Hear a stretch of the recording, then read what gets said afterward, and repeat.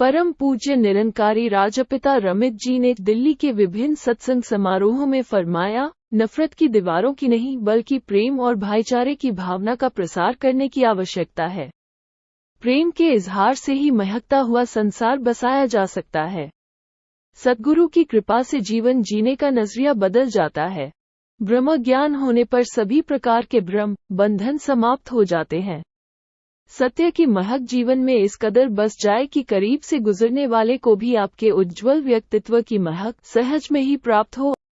अगर सत्संग में जाने पर भी जीवन में आनंद नहीं आ रहा तो इसका कारण ढूंढना होगा।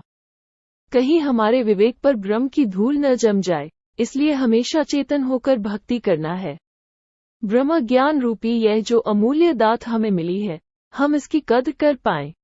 जैसा ब्रह्म ज्ञान प्रदान किया है वैसा ही यह हमारे मन में उतर जाए, तभी यह भाव साकार होगा कि तू ही तू है जो हर जगह समाया हुआ है। सद्गुरु बख्शनहार है।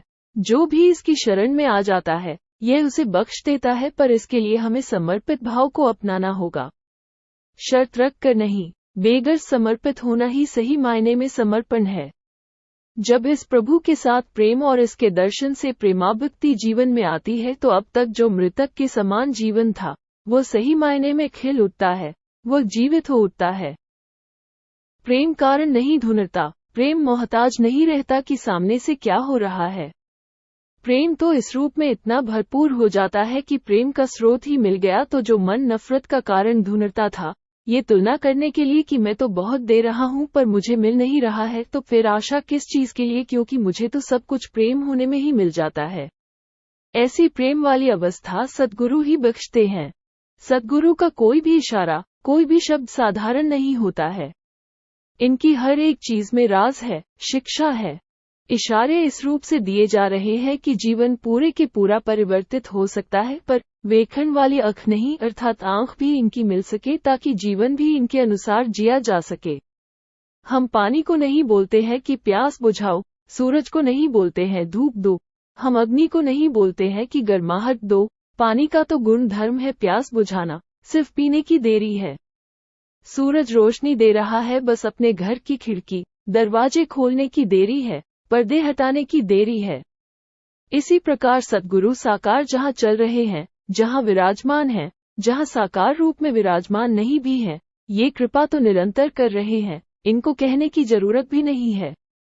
हमें ही नहीं बल्कि सारी मानवता को, जो इस ब्रह्म से परिचित नहीं है, उनको भी इशारे मिल रहे हैं कि जीवन में अपनी उलझनों का जो बोझ उठाकर चल रहे हो, उससे मुक्त हो जाओ।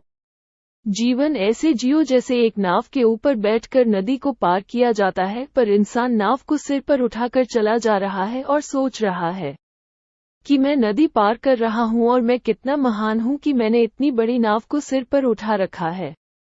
वो अपनी नासमझी को महानता समझ रहा है, अपनी अज्ञानता को ज्ञान मान रहा है और सोचता है कि मुझसे बेहतर कोई भी नहीं है। परमात्मा को कल्पना मात्र में ही रखने की जरूरत नहीं है। जो बोझ छोड़े जा सकते हैं उनको छोड़ दिया जाए। ये जो भारीपन भरा हुआ है जीवन में, उसको हल्का कर लिया जाए।